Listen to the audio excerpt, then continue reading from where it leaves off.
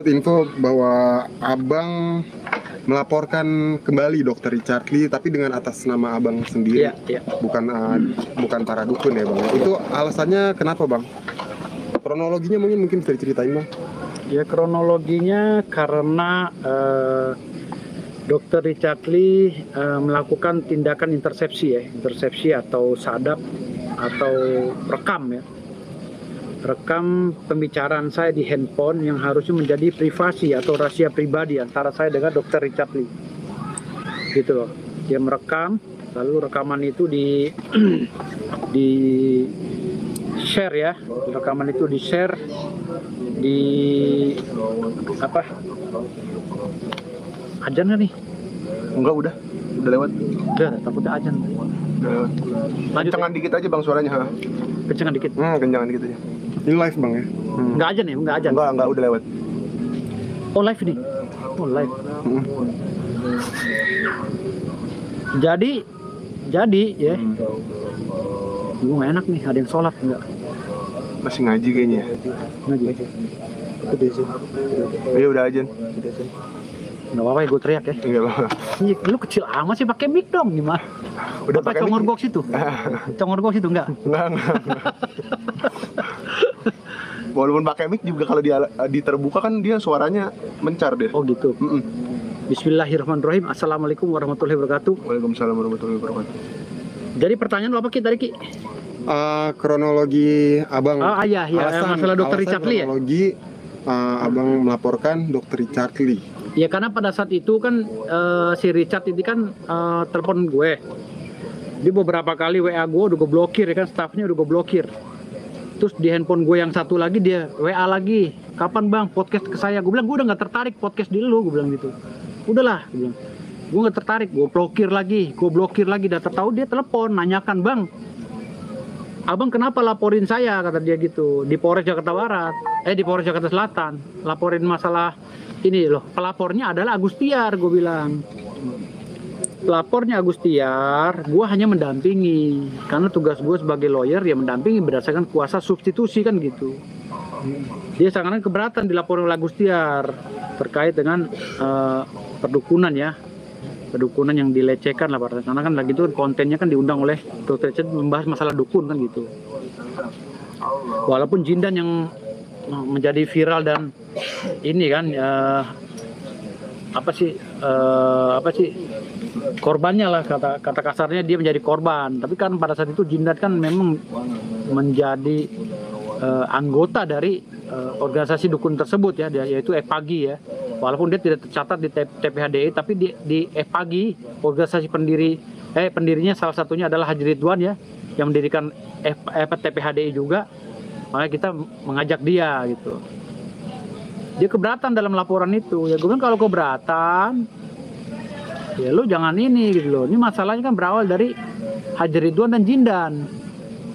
Gitu loh. Lantas sekarang Haji Ridwan dan Jindan itu udah bersama lu ya, si Jindannya itu kan nggak ada masalah, nggak ada permasalahan. Jangan salahin gue kan gitu. Itu intersepsinya itu berupa apa bang? Percakapan gitu? Percakapan antara gue dengan dia gitu loh. Tapi kan dia pakai perangkat lain merekamnya gitu. Walaupun pemahaman dari sebagian orang intersepsi adalah harus melalui handphone ke handphone kan gitu. Tapi gue nggak ada masalah lah, yang penting gue masukin pasalnya, kita kaji barbar nanti digelar perkara kan gitu. Pasalnya bang, pasal apa sih bang? Hah? Pasalnya kenanya pasal apa? Pasal 31 junto pasal 47 Undang-Undang ITE, ancaman hukuman 10 tahun. Tapi besok juga gue rencana mau ke Polda Metro Jaya, gue mau laporkan lagi pidana umumnya gitu loh, tentang Undang-Undang Telekomunikasi nomor 36 tahun 1959. Di situ gue mau masukin pasal 46 atau 56 gitu ya, tentang kerahasiaan berkomunikasi antara sesama kawan dalam melakukan pembicaraan di handphone ya, di media elektronik gitu. Makanya besok gue konseling dulu di Polda Metro Jaya, kalau pidana umumnya masuk gue laporin lagi pidana umum gitu. Sekarang baru pidana khususnya di Polres Metro Jakarta Selatan. Rencananya gue laporin lagi. Kalau pidana umum ancaman hukumannya 15 tahun gitu. Oke. Abang, tapi sebelum abang melaporkan, abang ada gak sih komunikasi gitu atau somasi terhadap dokter Richarti? Nggak perlu. Kalau menurut gue sih nggak perlu gitu. Jadi karena kenapa gue bilang nggak perlu lapor somasi? Karena gue pikir ngapain juga somasi orang Richard udah berapa kali kok, berkali-kali. Udah bukan saja menghina dukun, menghina debus, ya kan? Menghina debus, menghina ini, menghina itu, semua. Ya, sekarang gabung dengan Marcel kan ikut menghina si Rara ya, Mbak Rara, pawang hujan. Ini kan ini nggak elok jadinya gitu loh. Tradisi orang ini kan udah tradisi kebiasaan kita tahu turun temurun gitu. Tahu-tahu ada yang koreksi dengan bermodalkan bahasa edukasi. Ini harusnya tahulah SOP tentang edukasi gitu loh. Edukasi atau menghakimi. Kan si Marcel ini kan nggak mengedukasi, malah menghakimi. Lu cabul, lu penipu, lu bohong, nih trik nih. Kan ini menghakimi gitu loh. Kalau edukasi itu ada SOP-nya sesuai dengan undang-undang pendidikan. Bukan begitu cara edukasi. Lu ngomong dulu lu sebagai apa, minta sertifikasi edukasi gitu loh. Kalau udah dapat sertifikasi edukasi dari dinas pendidikan atau minimal lah yayasan pendidikan atau apa, baru lu bisa edukasi gitu loh. Ini lo turun dari gunung, dari goa hantu, keluar ke bumi ini, tau-tau ngomong edukasi. Emang siapa yang mau ngeiyahin edukasi lo gitu loh? Kalau bicara edukasi jangan sembarangan gitu. Kalau edukasi itu harus ada standarnya, standar SOP-nya, SOP untuk mengedukasi masyarakat. Yang dikedepankan dalam ilmu edukasi itu adalah etika dan estetika dalam menyampaikan edukasi atau pelajaran, advice kepada masyarakat tentang apa yang ingin disampaikan agar menjadi pembelajaran yang baik. Tapi kalau lu cabul, lu penipu, ini trik, ini bohong, ini itu bukan edukasi. Orang gunung dari goa turun ke kota namanya, bukan edukasi matamu. Edukasi ada SOP. Lu ngomong sama dosen manapun diketawain edukasi begitu. Pemerintah juga bisa gue pecat kok kalau seandainya gue pecat ntar pemerintah yang bilang edukasi itu. Misalnya ada pemerintah di dinas pendidikan gitu bilang, oh ini edukasi sudah SOP, gue pecat itu, gue minta ke DPR, gue suruh pecat menteri-menterinya, gue pecat. Kau bilang itu edukasi. Nah, gitu. Jadi cuma minta ya, bukan? Iya, meminta, bukan gue mencat, maksudnya gue minta gitu, dipecat gitu loh. Iya, kan gue rakyat terserah minta sama DPR kan gitu. Iya, DPR yang mencat kan gitu. Takutnya ada gitu. kesalahpahaman. Iya, karena gue emosi dari kemarin, jadi gue ngomongnya agak sedikit kesel juga. Bener gak lu diam aja? Bener? Iya, jangan bener-bener aja, mentang-mentang udah gue kasih nasi goreng. Bang Firdaus, cuman kembali lagi ke intersepsi tadi. Intersepsi itu berarti Dr. Richard Lee ini merekam pembicaraan dan memang menyebarkan. Jadi atau gini, seperti apa? Dia tidak mana daripada intersepsi itu adalah merekam atau menyadap kan gitu. Merekam dan menyadap saja itu masuk dalam termaktub dalam pasal-pasal tersebut kan gitu. Makna di perekamannya. Lantas kalau seandainya itu diunggah lagi ke handphone orang lain, itu namanya penyebaran berita kan, penyebaran video. Itu juga gue nggak akan memilih pasal itu kalau seandainya kan ini kan maknanya dari intersepsi itu adalah merekam gitu loh. Merekam sebenarnya sih perekaman itu dari handphone ke handphone kan gitu. Tapi karena ada handphone lain jadi ya gue tetap masukkan pasal intersepsi gitu loh. Gitu. Berarti tanpa menyebarkan aja sebenarnya udah masuk. Makanya kamu bilang tadi, apalagi dengan mens rea, ingin menghancurkan gue, mengadu domba gue dengan Pak Ridwan, itu kan udah salah. Udah salah gitu loh. Jadi maksudnya apa gitu, dia ngerekam wartawan bukan, lalu nyebarin ke Pak Ridwan omongan gue, padahal dia yang lagi gue omongin sama dia berdua kan Pak Ridwan. Lalu setelah itu direkam sama dia, dikirim ke Pak Ridwan. Pak Ridwan marah sama gue. Pak Kiai Ridwan jadi marah sama gue. Akhirnya gue di grup TPHDI atau dukun, gue disidang. Ribut lah gue tuh debat sama Pak Ridwan. Akhirnya kita sadar, oh ternyata kita diadu domba. Kayaknya nggak jadi. Jadi berarti deliknya itu juga ada, atau mungkin termasuk juga ada unsur adu dombanya itu juga masuk gitu? Enggak juga. Kalau gue main di intersepsi aja nggak ada unsur penyebaran atau unsur-unsur pasal lain, nggak ada. Adu domba nggak ada masalah, itu bagian daripada proses ya. Tapi akhirnya gue sadarin bahwa oh ternyata kita lagi adu domba sama Dr. Richard Lee. Licik nih, si Richard nih licik banget gitu. Cara kerjanya licik banget, tapi nggak apa-apa lah. gue serahkan kepada Allah Subhanahu Wa Taala karena gue yakin kekuatan Allah Subhanahu Wa Taala. Semua yang licik pasti hancur. Gue serahkan. Karena saat ini udah ada 5 atau 6 laporan. Di gue aja ada 3 laporan. Laporan Richard Lee 2, ya, yang dilaporkan oleh Agustiar dengan gue. Satu lagi laporan Agustiar untuk Marcel Radival. Akunnya akun Marcel Radival. Jadi 3 laporan. Belum lagi besok debus. Ada lagi di Jawa Timur 2 laporan sudah masuk. 3 sama laporan Gus Samsudin. Itu berapa tuh? 6, 7. Ada lagi laporan. Wah, udah banyak banget dah. Makanya gue bilang, wallahi demi Allah demi Rasul, sumpah gue minta sama Allah, mudah-mudahan orang yang licik hancur. Nah, gitu aja. Karena gue nggak tahu kelicikan, gue nggak tahu cara-cara licik. Tapi kalau orang licik, insya Allah hancur. Udah deh. Oke, jadi kan salah satu pelaporan itu melaporkan Marcel Radival ya bang ya. Baru saja nih terlihat nih di feednya Instagramnya Marcel Radival. Iya, seperti dia merapat ke Bang Hotman. Iya, kalau untuk ke Bang Hotman, gue sih ya selama dia membutuhkan pengacara nggak apa-apa. Namanya kan Bang Hotman ini kan juga seorang lawyer yang memang kita nggak sanksikan lagi lah untuk menangani masalah ini. Dan memang permintaan gue dari awal, si Marcel emang harus nyari pengacara yang top gitu loh. Karena kalau urusan dengan gue ini, kalau pengacara yang tanggung-tanggung takutnya ini gitu loh. Makanya ini Bang Hotman ini udah sangat pas nih. Udah sangat pas kalau seandainya Marcel sama si Richard ini nunjuk Bang Hotman. Sangat pas banget gitu. Karena biar gue bisa belajar sama Bang Hotman gitu. Namun ada statementnya Bang Hotman juga yang tadi gue lihat kayak belepotan gitu loh. Jadi Bang Hotman ini dalam mengungkapkan literatur hukum atau pasal-pasal itu harus benar-benar tertata dengan rapi sebenarnya pembahasannya. Jangan sampai belepotan gitu. Jadi gue lihat tadi kok kayak belepotan gitu loh. Jadi menganalogikan tentang dukun gitu kayaknya terlalu mungkin kurang baca kali Bang Hotman. Bang Hotman Paris kurang baca. Kenapa gue bilang? Karena dia bilang dukun itu tidak ada dalam undang-undang.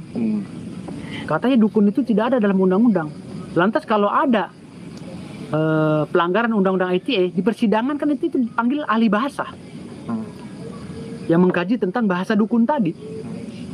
Lantas kalau nggak ada dalam undang-undang, kenapa dukun itu dipanggil oleh hakim untuk jadi ahli bahasa?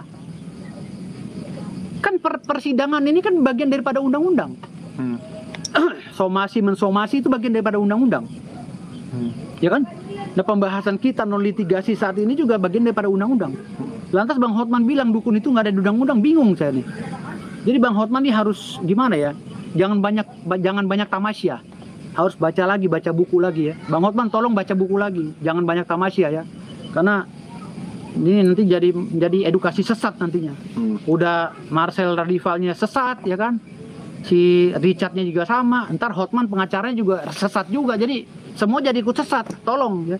Jadi tolong jangan sesat, jangan menyesatkan hukum di tengah masyarakat. Kalau gue belepotan nggak masalah ya, karena gue ini istilahnya juniornya. Ini udah senior, udah tahu sendiri kan dia kurang apa, tapi ngomong belepotan begitu jadi kurang pas gitu loh. Tolong Bang Hotman ya, kalau jadi pengacaranya Marcel Radival tolong dipas-pasin lah bahasanya gitu. Jadi biar yang lainnya punya pembelajaran tentang tata bahasa yang baik gitu kan, profesional dan proporsional nanti kelihatannya. Ya sebenarnya nih masih indikasi belaka gitu kan bahwa Marcel akan menggait Hotman. Loh ini bukan indikasi kalau menurut saya. Indikasi. Bang Hotman Paris ini bukan indikasi, dia udah masuk dalam ranah kuasa. Karena dia ikut ngomong kok, halo para dukun. Ini tidak ada dukun di Indonesia di undang-undang. Ini dia udah ngomong, berarti kan dia udah masuk dalam ranah kuasa kan gitu. Gitu. Kalau dia tidak ada kuasa, ngapain ikut ngomong dalam kontestasi ini kan gitu. Tapi ada gak sih Bang sebagai pengacara lebih junior daripada Bang Hotman gitu, lawan sekaliber Hotman Paris gitu. Abang ada rasa takut atau apa gitu kan? Saya dibilang selama saya masih megang kuasa, jangankan Hotman, bulldozer aja saya tabrak, apalagi Hotman gitu loh. Selama saya masih pegang kuasa, officium nobile, pengacara itu nggak boleh takut pada siapapun. Itu apa sih? Jabatan paling terhormat pengacara itu. Bahkan saking terhormatnya sama sejajarnya dengan institusi negara. Perumpamannya adalah jenderal itu. Jenderal itu tidak sejajar dengan pengacara, tapi institusinya sejajar dengan salah satu pengacara di Indonesia. Bayangkan, itu makna daripada officium nobile. Makanya dia bilang nggak ada rasa takut kalau sana. Mana ngapain takut? Gitu loh. Yang penting kita sesuai dengan rule-nya gitu. Jadi artinya di sini apa yang diucapkan oleh Bang Hotman tadi, dia bilang dukun nggak ada. Jadi analoginya kemana gue bingung jadi. Terus ada lagi dia bilang dukun itu tidak masuk dalam undang-undang ya. Dan dukun tidak masuk dalam undang-undang katanya gitu. Sementara dia bilang lagi di menit berikutnya dia bilang dukun itu sedang dibahas, dukun santet itu sedang dibahas di RKUHP. Gue bingung jadinya, kata dia dukun nggak masuk dalam undang-undang gitu loh. Terus beberapa menit kemudian dia bilang dukun itu sedang dibahas di RKUHP. Makanya gue bilang nih Bang Hotman jangan banyak piknik Bang. Tolong Bang jangan banyak piknik ya. Tolong. Jadi jangan memalukan gitu loh Bang Hotman. Banyakan piknik akhirnya ngaco gitu. Gitu ya. Bang Daus, cuman Bang Hotman juga sempat mention tentang yang bahwasanya orang yang mengaku bisa santet atau dukun santet aja itu udah terkena pasal gitu ya kan, apalagi orang yang ngaku-ngaku dukun di luar sana. Nah, tanggapan Bang Daus sendiri seperti apa? Itu betul. Dalam RKUHP tidak disebutkan secara eksplisit ya tentang dukun tersebut atau dukun santet tersebut ya, tetapi di situ membahas tentang sanksi pidana apabila melakukan kegiatan supranatural dan merugikan orang hingga orang itu cacat, sakit dan meninggal. Itu dalam RKUHP itu sudah dicatat di situ. Tidak secara eksplisit tidak dituliskan bahwa itu dukun santet, tidak ada tulisan santet atau dukun, tidak ada. Tetapi masyarakat yang melakukan kegiatan supranatural yang berkaitan dengan supranatural hingga merugikan orang itu akan. Jadi sebenarnya gini loh. Makna mens rea itu kita harus pelajari dulu ya di dalam istilah hukum ya. Makna mens rea, niat jahat. Jadi mau dukun santet kayak namanya, mau penjahat kelamin kayak mau penjahat begal motor kayak apa, selama mens rea-nya nggak ada nggak kena sebenarnya. Gitu loh. Lo tulis depan rumah lo, saya dukun santet, tapi kalau lo nggak ada kegiatannya, orang gerbek rumah lo, orangnya yang kena pidana bukan lo nya. Lo tulis aja. Ini rumah dukun santet, lu terus aja. Kalau ada warga yang datang gerebek lu, sementara dia nggak ada perbuatannya, hanya nulis banner doang, warga itu kena pidana 170, gitu loh. Pengeroyokan atau pengerusakan secara bersama-sama, gitu. Jadi makna mens rea ini loh yang harus ditimbulkan. Makanya dia bilang, ketika orang-orang menganalogikan musyrik itu adalah dukun, ini salah banget, gitu loh. Kan di dalam ilmu Islam, maaf ya, gue nggak paham ilmu Islam, nggak begitu ini ya, bukan domain gue kan, itu bagian dari asatid dan lain-lain. Tapi gue coba menjelaskan bahwa musyrik yang gue ketahui adalah ketika orang itu mempercayai kekuatan selain kekuatan Allah, musyrik dan syirik. Nah kalau gue sholat istikharah, gue minta dikasih rumah yang gede di Pondok Indah, gue sholat istikharah, atau Allah mengabulkan, apakah gue itu syirik, musyrik? Lantas kalau seandainya orang minta air sama gue minta bacaan Al-Quran, Bismillahirrahmanirrahim, asyhadu alla ilaha illallah, terus gue baca alam taro kaifa fa'ala rabbuka bishabil fil ayat ja'al kaidahum fi tadlil wa arsala alaihim tayran ababil tarmihim bijaratin min sijil. Apakah itu gue jadi syirik? Pas gue tiupin begitu air, gue kasih ke orangnya sembuh. Apa gue syirik? Kan itu dari Allah. Makanya gue bingung, kok dukun dibilang syirik? Selama dukun itu masih mempercayai kekuatan Allah, mau medianya rumput kek, mau medianya gue tiup begini rambut, sembuh terserah dia. Maaf ya, lo jadi ini ya, bahan ini cobaan. Nggak apa, penting lo tenar, gitu loh. Mau gue pakai apa kek, terserah gue, gitu loh. Atau dukun, terserah dukun. Yang penting selama dia tidak mencelakai orang, tidak ada mens rea, tidak ada actus reus, jangan lo vonis. Karena rombongan si Marcel CS ini sekarang ditambah sama Bang Hotman Paris, ini kayaknya memvonis gitu loh. Kok berani memvonis? Itu juga salah satu pernyataan abang tadi itu salah satu pernyataan yang menguatkan pernyataan abang sebelumnya yang mengatakan orang yang tidak percaya dukun syahadatnya batal. Itu juga ya bang? Ya kan gue bilang begitu, orang yang tidak percaya dukun syahadatnya batal. Waktu itu kan pernah gue jelasin, waktu gue makan sama bini gue sehingga jadi viral kan. Padahal video itu gue langsung hapus, kok tahu ada yang ngambil, tapi nggak apa-apa lah. Itu nggak ada masalah. Tapi pernyataan gue pada saat itu, orang yang percaya dukun itu batal. Karena di dalam Kamus Besar Bahasa Indonesia dijelaskan, dukun itu adalah supranatural yang berkaitan dengan goib, yang mempercayai hal yang goib. Lantas kalau lo bersahadat, asyhadu alla ilaha illallah wa asyhadu anna muhammadar rasulullah, kan aku bersaksi bahwa Tuhan adalah Allah adalah Tuhanku, dan aku bersaksi Muhammad adalah Rasulku. Syahadat tauhid dan syahadat Rasul. Digabungkan menjadi satu, jadi syahadat. Gitu. Syahadat itu bersaksi bahwa gue percaya ada Allah.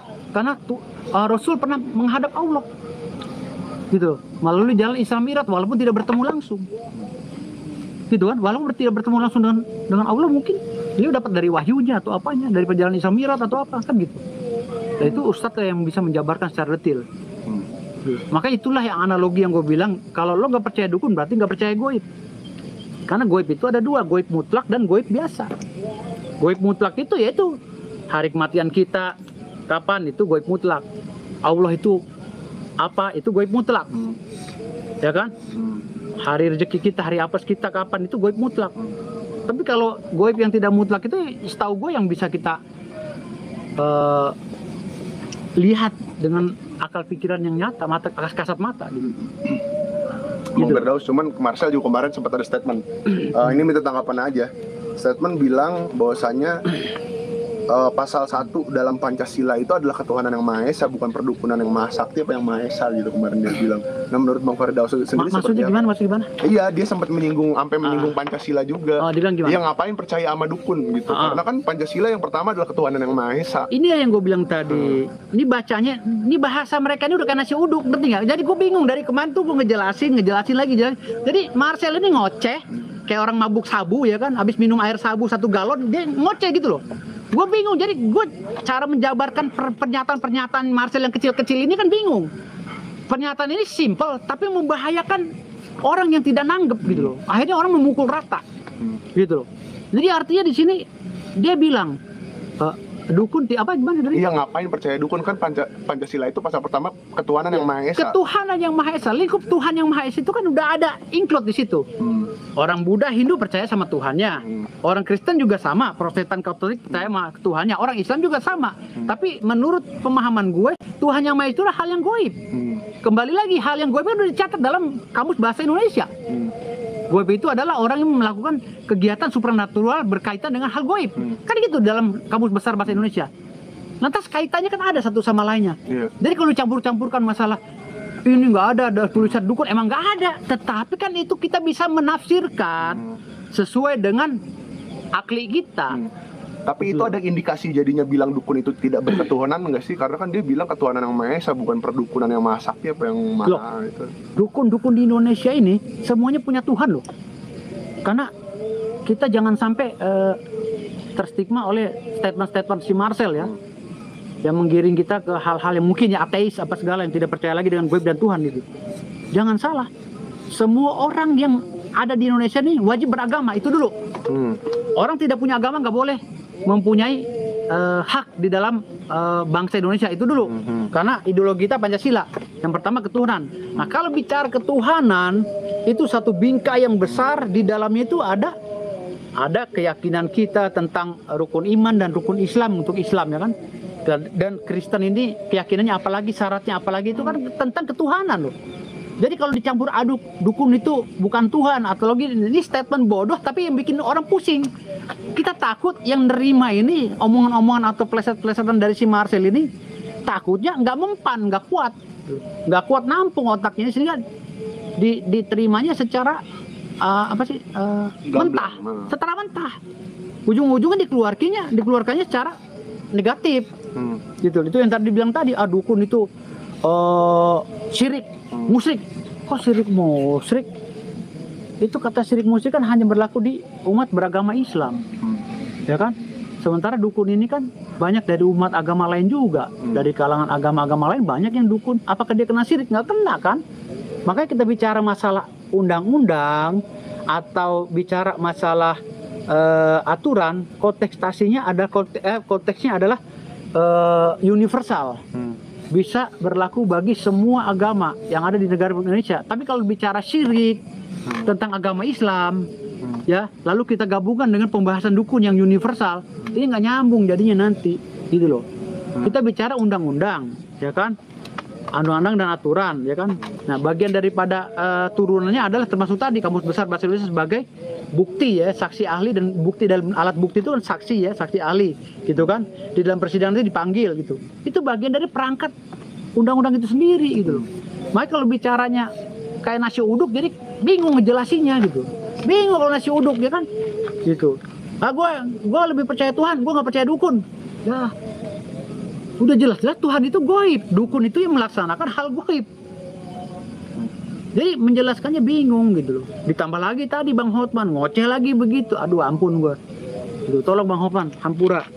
Abang senior saya tolong. Oke. Tolong. Bang Daus, cuman dengan adanya Bang Hotman merapat berarti sekali lagi saya yakinkan bahwasannya nggak ada masalah, berarti tetap harus berjalan ini Kan saya udah bilang sekali lagi.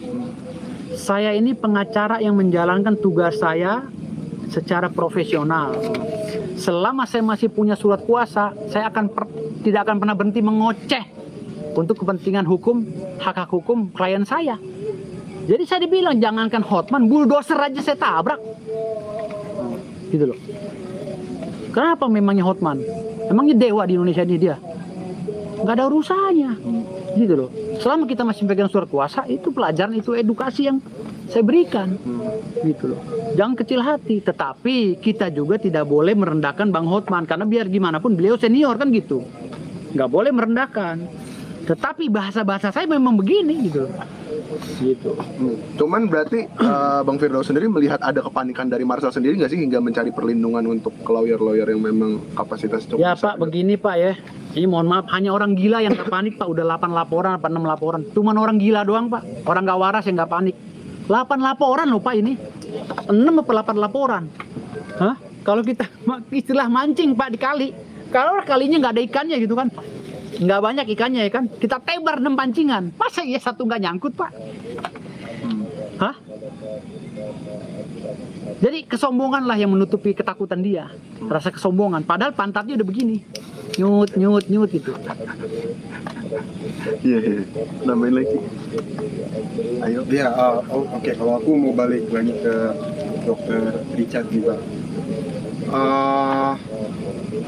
Ya sebelumnya kan Habib Jindan itu berada di posisi abang.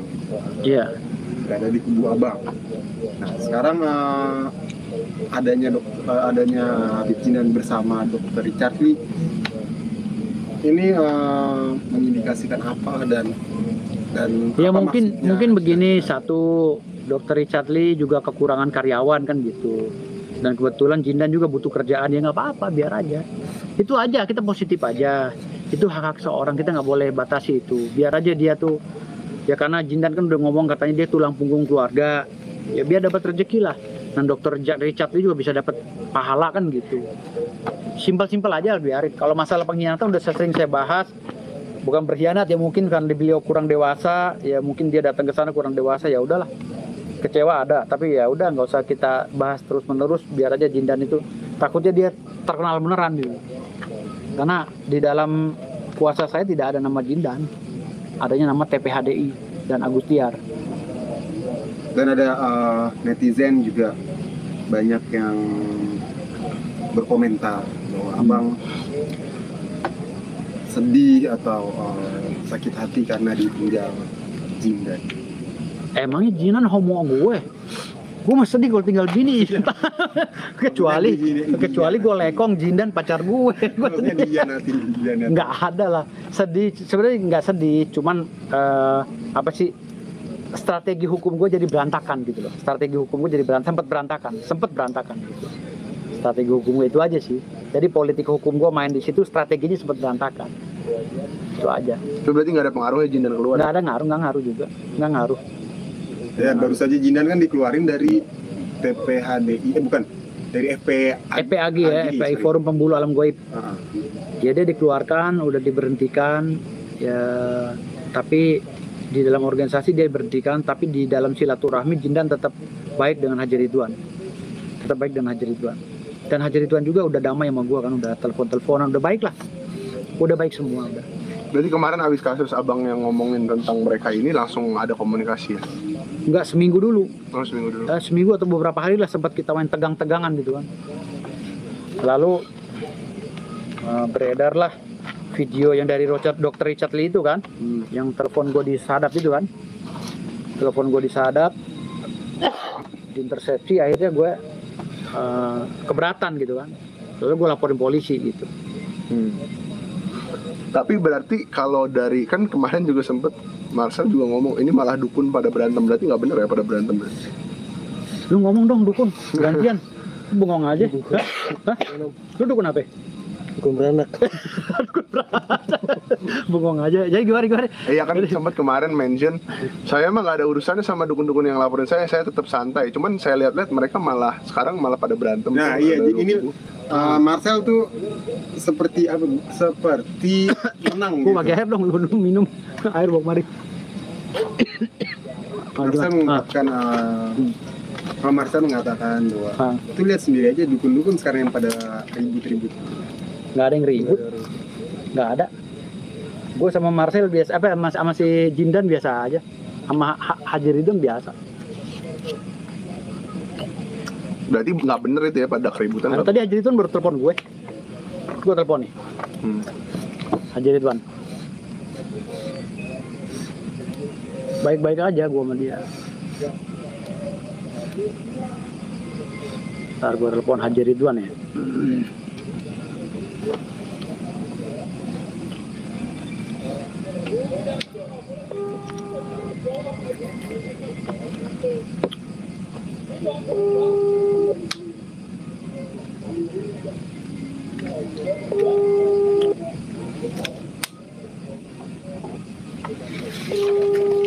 Oh dia jikir sekarang.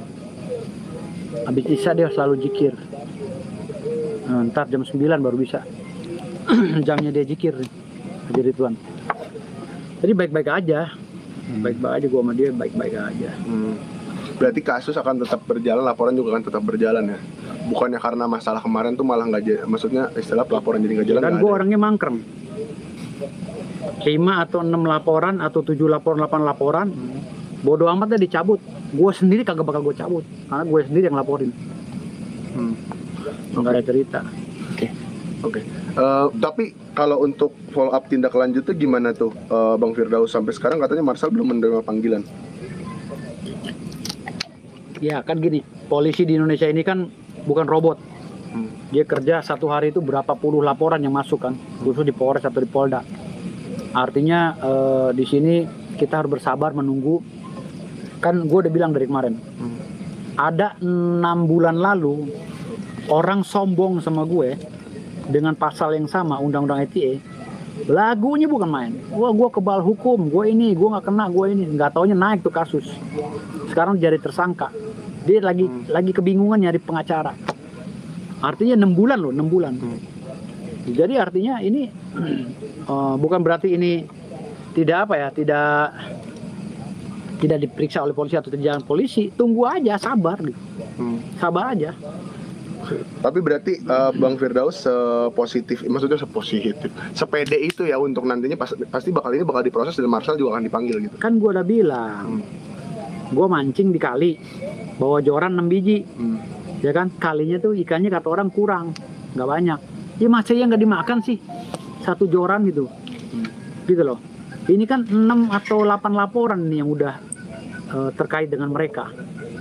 Jadi gue biarin aja, istilah kata nih, kalau kita tempur, kita nggak perlu turun ke medan lapangan tempur juga. Ini udah pasti menang punya kan gitu. Kalau kata orang Cina kan, ini udah pernah pasti menang punya ini hanya gitu. Gue nggak usah pergi pelang gue molol di rumah mana gitu. Jadi kayak padang. Terus abis itu yang Bang Firdaus sendiri lapor, maksudnya secara pribadi untuk melaporkan Dokter Richard Lee, tapi laporan udah diterima apa baru mau melaporkan sebenarnya? Yang gimana? Yang penyadapan tadi berarti udah diterima laporan juga, udah Bang Firdaus? Udah terima. Pasal 31 junto pasal 47. Menurut itu dengan ancaman hukuman 10 tahun. Rencana di Polda Metro Jaya gue mau laporin juga pidana umumnya dengan Undang-Undang 36 tahun 1999 tentang telekomunikasi. Di situ ada pasal 56 junto pasal berapa gitu, ancaman hukumannya 15 tahun. Gue mau laporin juga. Itu rencana kapan Bang? Mau dimasukin ke Polda? Mungkin Senin atau Selasa gue konseling dulu. Berarti secepatnya lah ya? Cepatnya. Bang, kalau yang di Polres Jaksel laporan terhadap Dr. Richard Lee itu udah sampai mana Bang? Ada?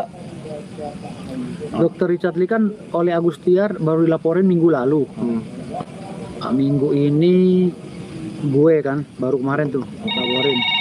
Artinya paling minggu depan lah dipanggil. Dokter Richard. Iya. Lalu Marcel Radival kan sudah dipanggil saksi ya, tinggal saksi pelapornya. 2 orang lagi tinggal panggil, baru si Marcel. Mungkin minggu depan udah mulai. Udah mulai. Berarti bukti semuanya dari laporan yang abang ajukan sudah komplit semua bukti ya? Komplit semua, komplit. Kalau di konseling itu kan ditanya bukti babang apa, dilihat, diperiksa, oh ya udah masuk, terima laporan. Artinya kalau laporan itu udah diterima itu udah masuk administrasi hukum. Hukum pidana khususnya. Oke, cukup. Oke. Makasih banyak. Thank you. Awas ya. Awas jangan nyepelin orang ya. Ingat kamu juga ya. Kamu. Udah lu diam aja. Sudah ada 1000 yang nonton. Hah?